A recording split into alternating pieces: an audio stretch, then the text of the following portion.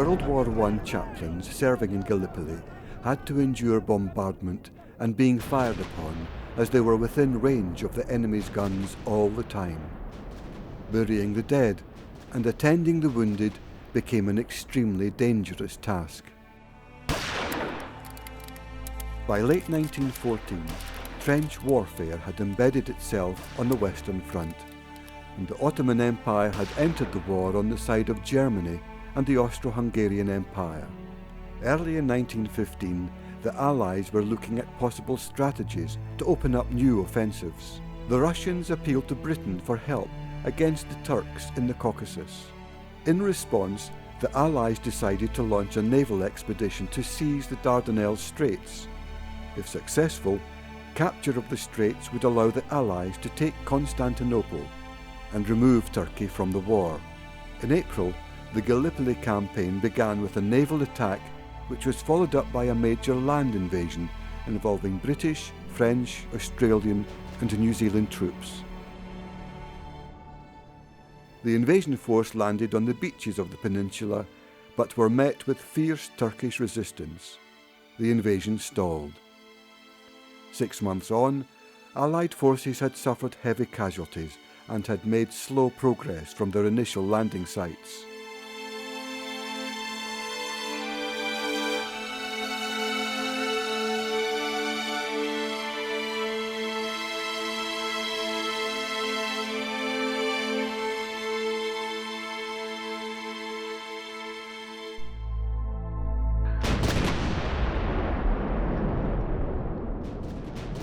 Chaplains in the Gallipoli campaign, of course, faced something entirely different, which was an assault landing on a beach. I mean, the nearest thing would have been to D-Day, in a sense. Unexpectedly, it came under much more severe fire than the generals had anticipated, and it wasn't unopposed.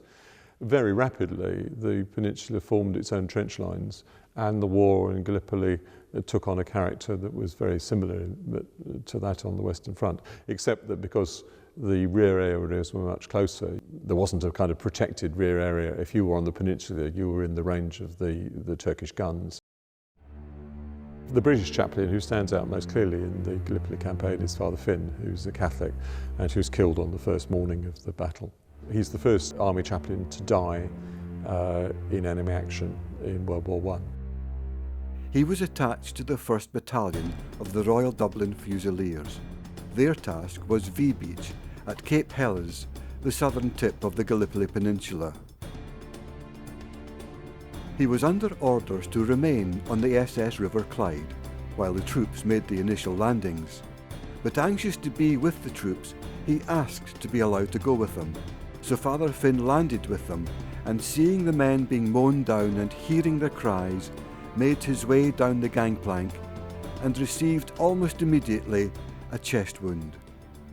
He scrambled ashore, receiving more wounds.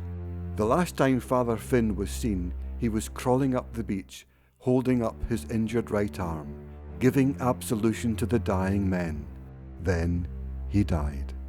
It was quite remarkable because, of course, his example, in many respects, fulfilled what most chaplains on the Western Front were seeking to do. He died literally in the surf at Gallipoli whilst ministering to wounded soldiers.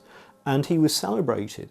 Obviously, he was claimed by the Irish community across the British Empire. He's celebrated even in America by Irish Americans as setting this prototypical example of where the chaplain should be and how a chaplain should die if indeed they are killed. So Father Finn, very widely respected, the first chaplain to set the sort of example which so many chaplains followed during the course of the war.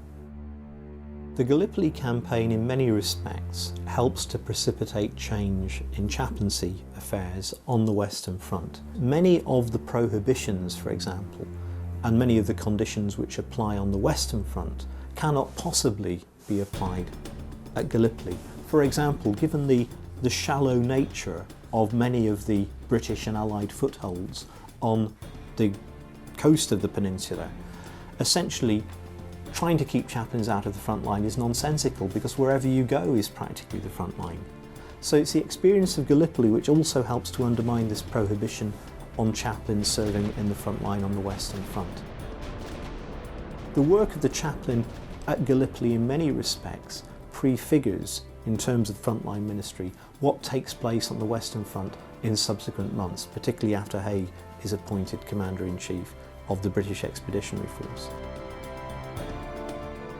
One of the chaplains who really does make his mark at Gallipoli with the Australians is a Salvation Army chaplain, a Salvationist. Now, Salvationists are not appointed chaplains, are not commissioned as chaplains in the British Army until 1918, interestingly enough, because the Salvation Army in Britain prefers the welfare work which is pursued in Salvation Army huts.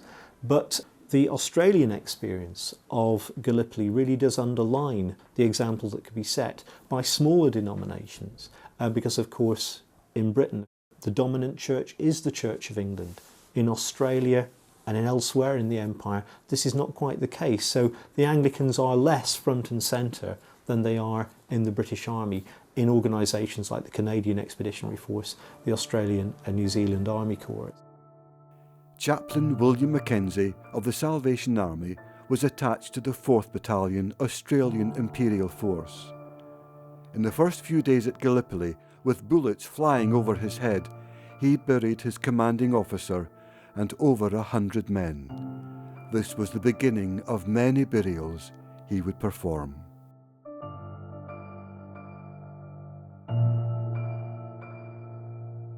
He was well known for staying with the men and going over the top with them and bringing the wounded in under fire. He had acquired many bullet holes in his cap from all the close calls he had. He used to say to the men, "I've preached and prayed with you. Do you think I'm afraid to die with you?" Father John Fay was assigned to the 11th Battalion Australian Imperial Force. He found himself with the men on the beach of Anzac Cove after disregarding an order to remain on board ship. He insisted his place was by his men. During the Gallipoli Campaign, Fay found bullet holes in his overcoat. Objects were being shot out of his hand, but he continued unharmed to minister to the men.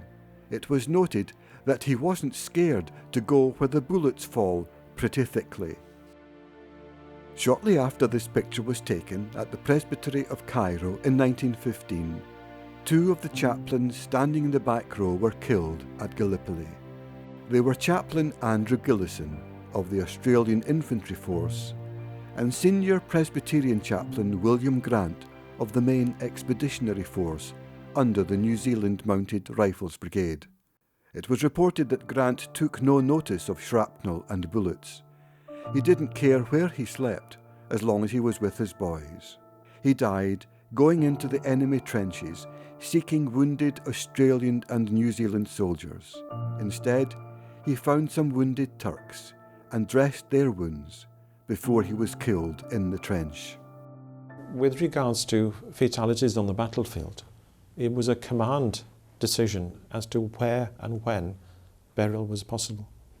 And the military structure would decide to set up short-term grave sites, and the chaplains were often called to assist in that process. As the war progressed, many of the chaplains became experts at setting up field cemeteries, working closely with the Royal Engineers in the registration of graves, the registration of those who were deceased, where they were buried, and making maps so that future organisations could then come and exhume as necessary and remove the remains to a permanent cemetery, and that happened.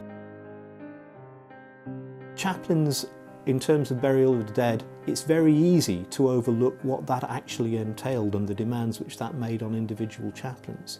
And it's important to bear in mind that these chaplains, by and large, fulfil that duty with tremendous commitment and with tremendous sense of obligation. So it's not simply a question of presiding over a quiet civilian-style funeral. These are burials that take place in the most extreme conditions and which make tremendous demands on those who participate. And chaplains are actually leading the show, so to speak. Many of the dead from the first day of the Battle of the Somme, July 1916, are not buried for months. And one of the chaplains who is responsible for burying large numbers of these soldiers is actually awarded a DSO for this task, because it's noted that the working parties who he's directing often have to essentially be pulled out and replaced, because dealing with decomposing bodies is a very demoralising, very depressing experience. This chaplain persists, he soldiers on, as it were.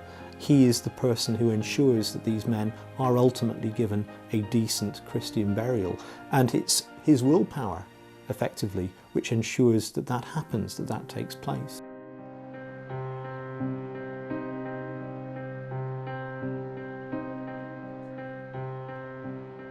Meanwhile, on the Western Front, some of the Canadian chaplains were experiencing the casualties of war for the first time, like 51-year-old Baptist chaplain John McDonald, serving with the 5th Field Ambulance. In one of his early letters he writes, "Whenever I get an opportunity, I go on one of the ambulances to the advanced dressing station, to which the wounded men are first conveyed. At these stations, all of which are close to the trenches, is rendered whatever first aid may be necessary. I happened to be in the ambulance which brought in the first casualty that took place in our division, a poor lad who was sniped on the way to the trenches. As I rode with these wounded boys, I endeavour to cheer and comfort them as best I can. During the day, I make a point to read to the patients, and not infrequently to write a line for them to the folks at home." General Haig, Commander-in-Chief of the British forces on the Western Front, said, "A good chaplain is as valuable as a good general." The role of the chaplain on the Western Front is actually revolutionised after the appointment of Sir Douglas Haig as Commander-in-Chief of the British Expeditionary Force in December 1915.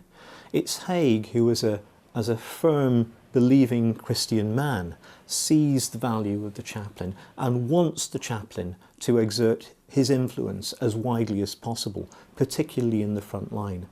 And Haig derived enormous comfort from passages of Scripture which were expounded upon by his headquarters chaplain George S. Duncan on a regular basis. And Haig's personal diary throughout campaigns such as Third Ypres and on into the crisis of the German Spring Offensive of March 1918 are sprinkled, liberally scattered with biblical references, allusions, and with a strong sense of comfort and reassurance that Haig derived from his reading of the Bible.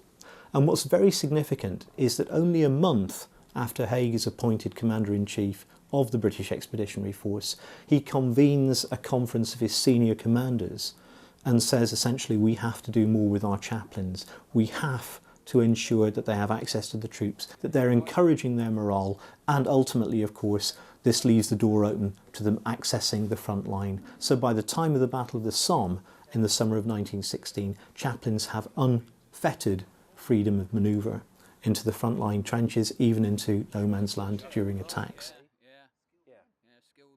There are very practical constraints towards the front line on where and when you can actually hold services. Obviously, if you're within artillery range of the German lines, then effectively you can only hold very small services. There is actually regulations, there are orders passed that no more than a dozen men can assemble, for example, in a dugout towards the front line, because obviously if a shell was to hit the congregation, then it would do tremendous damage, kill a lot of people.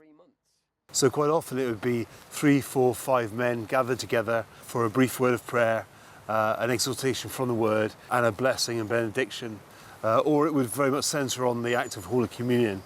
But because of the need to get around as many people as possible, without disrupting the war effort, you often find that someone might do something like 14 services in one area, going between pockets of men, 3 to 5 to 7 men, as they went round doing those services. So they'd be very brief, very to the point.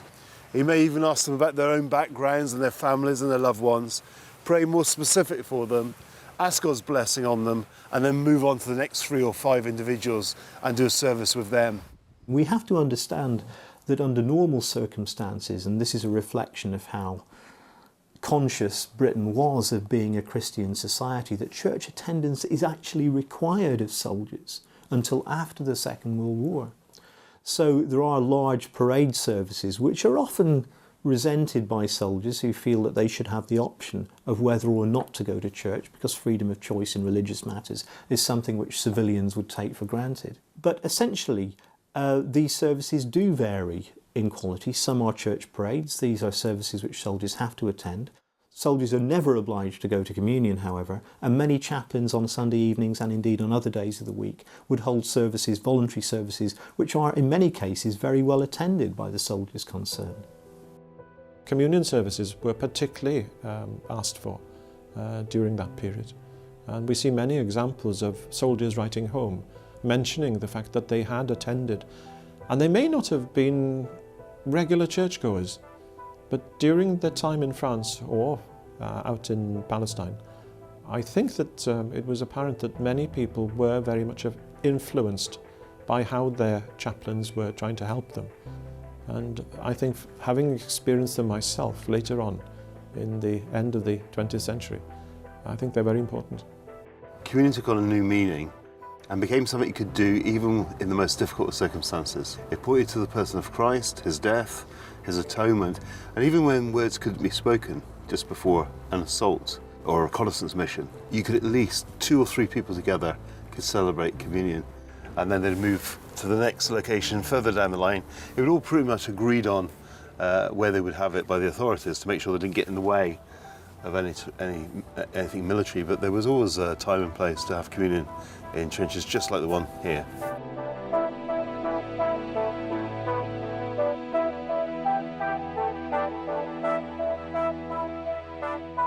Holy Communion was well attended amongst all denominations in the trenches of the Great War. William Ewing, a Church of Scotland chaplain serving in Gallipoli, wrote, "The men down from the front seemed especially to value it, and our tent was often quite full. There was a peculiar solemnity and oppressiveness about the communion services, with many men of whom had narrowly escaped death, and would go forth on the morrow to face it again. The fellowship of the Holy Table yields a certain tranquillity and strength to the hearts of men who lack not courage, but to whom long-drawn conflict brings weariness."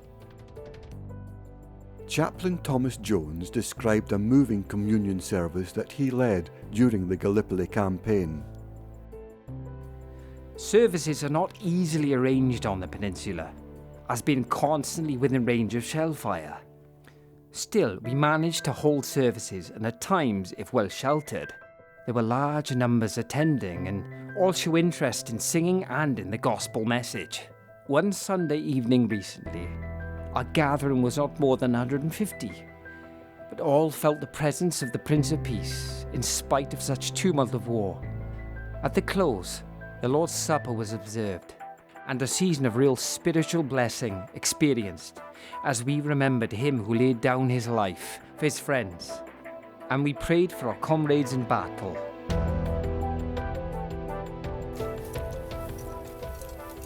Chaplains were forward in the trenches as part of their visiting, and what we have within their memoirs and in their diaries and in their letters is that they would go forward, they would visit their troops, they would stay for a few hours or even a couple of days, then go back to the more rear lines and then go back to the forward aid post and to the field hospital. And some chaplains remained more forward than other chaplains. Some stayed there almost permanently, especially preparing for a major offensive, and actually went over the top with their soldiers during that offensive, unarmed, prepared to do any duty they could to help their soldiers find comfort and strength. One of the roles of the chaplain, for example, when visiting the frontline trench, particularly at night, was to chat to sentries on duty and prevent them from falling asleep, which wasn't simply prudent from a military point of view, but it was a military offence to fall asleep on duty. In fact, it could incur the death penalty in extreme circumstances. So this visiting wasn't simply kind of rubbing shoulders with the men. It often had a very significant practical value. Ready? Come on, go! Move yourselves, go, go, go, go, go! I think one of the difficulties when we look at battles in World War I is how did anybody go up over the top? Because we know what happened to them afterwards. But particularly on the first day of the Somme, most of the British troops had been persuaded that the artillery barrage that had gone on for a week had destroyed the German positions and cut the wire. And if it wasn't going to be a stroll in the park, it was going to be relatively easy. So any chaplain who went over the top at that point wasn't necessarily expecting to move into a hail of bullets. This is a problem at Gallipoli with Father Finn. I mean, did he expect to suddenly face huge numbers of machine guns and to be killed immediately? And if so, would he have gone had he known it? Those who went believed that if soldiers were going to get wounded, then a chaplain has something that they can do for them, particularly for those in extremis, but also helping with stretcher bearers. If you form a close association with a group of men and they're doing a difficult and dangerous task, you want to be with them and to offer them what help you can. Chaplains do have to exude a certain confidence. This is an unrecognised aspect of chaplaincy, is they have to keep their heads, they have to be models as far as possible of composure. So there is a particular onus placed on the chaplain in that regard, and of course chaplains are non-combatants, they can't fire back as well. So chaplains who do behave as they are expected often attract tremendous admiration for the serenity which in many respects they do project. But that's not to say that they all rise to the challenge. There's no doubt that chaplains did crack in the same way that other officers and other soldiers cracked as well. This is surprisingly rare, however. Chaplains who are not seen as coping with frontline conditions will be rapidly pulled back to safer areas, to base areas, or sent home to England. Under the circumstances and under the weight of expectation in which they are placed, it really is remarkable how well they bear up as a group.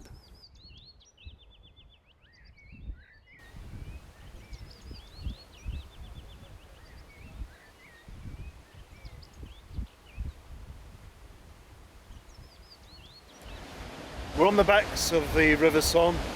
5 k's behind me we have, of course, Fricourt and Mametz, an area that William Cram Charteris knew extremely well during the Somme offensive of 1916.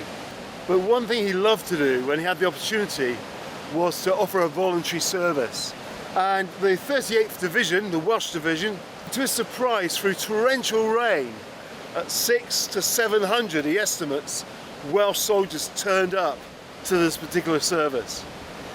I think it'd be true to say he preached his heart. It's centered on Christ, on his death, on the salvation that he offers. Soldiers responded. Some went forward during his altar call, and others renewed their commitment through taking communion. It would, of course, be for many the last time they would have the opportunity to hear the gospel or celebrate communion. For soon after, many would die all around this area, buried in many of the small cemeteries surrounding us.